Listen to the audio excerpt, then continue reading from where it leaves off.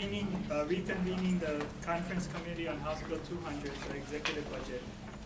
Members and audience, thank you very much for your patience.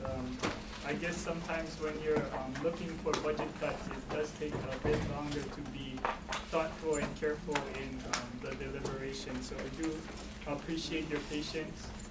Members, I did want to just kind of note some general decisions that we had made in the budget discussions, and it'll reflect, and it's virtually in every single program I do. But as you may be aware, the Senate had decided in their budget version of the budget to eliminate all of the funds to restore the furloughs, and our hope was that the governor would negotiate a contract that would represent the same value in savings in the actual contract deliberations, which was 10%.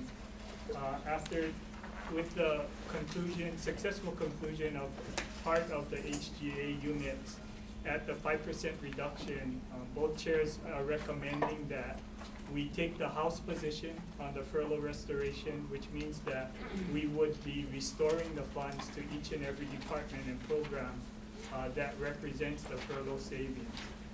In addition to that, though, we will be reflecting a lump sum estimate of what the savings would be if the terms of the HGA contract is applied to all bargaining units except for UPA. So therefore, in the budget, we'll be reflecting a reduction of $88.2 million from the Department of Budget and Finance to be distributed to the units as contract negotiations are concluded. So that's a significant way that we'll be dealing with the issue of collective bargaining savings in the contract and in the budget.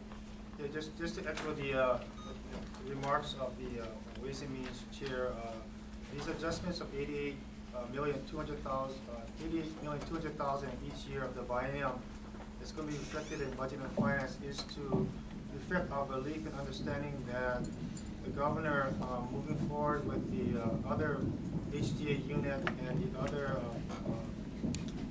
unions out there being UPW,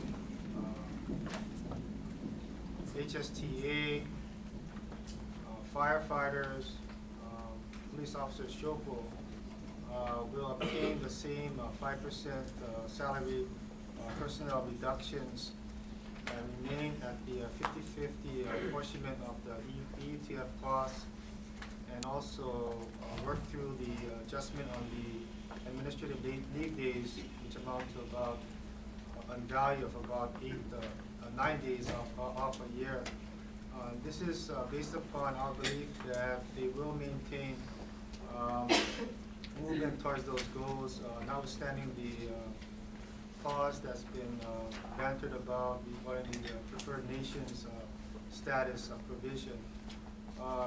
Chair also mentioned that we did, except for the UPA, which has gone into its third and fourth year in this biennium of a 6-year contract.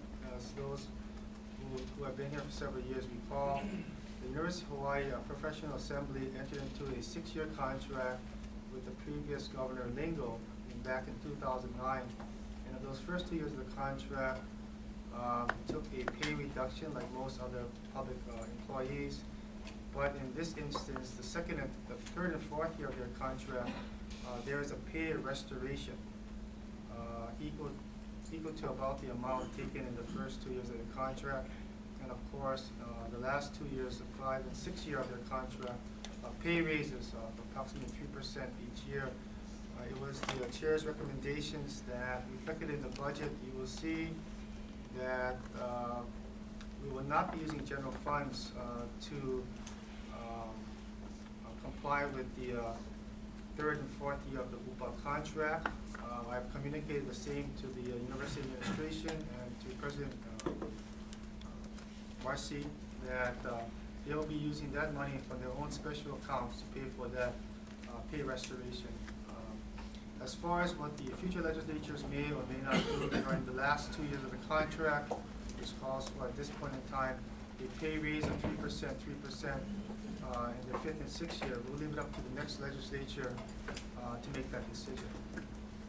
We did want to also note that our understanding of the estimated $88.2 million in labor savings that we're reflecting does accommodate some provision for the Department of Education that would ensure that instructional furloughs do not happen. So we leave that up to the governor to complete negotiations, but we do believe that the budget that we are or will be taking action later on today will not require instructional furloughs for the Department of